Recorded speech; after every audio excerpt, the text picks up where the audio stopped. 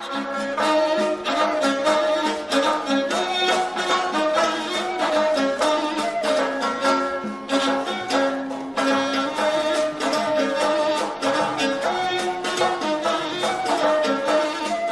очень понравилось выступление группы ягновцев, которые у нас на сегодняшний день являются очень уникальной музыкальной культурой.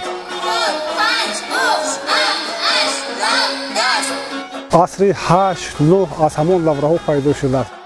در زمانهای سال قدیم وقتی که خشکسالی میشد مردم به صحرا برآمده یک گرفیده رو در سر یک کمپیر می‌ماندند. بعد از آن حق الله حق الله حق الله درویشان گفته به سر کمپیر آب می‌پوشیدند.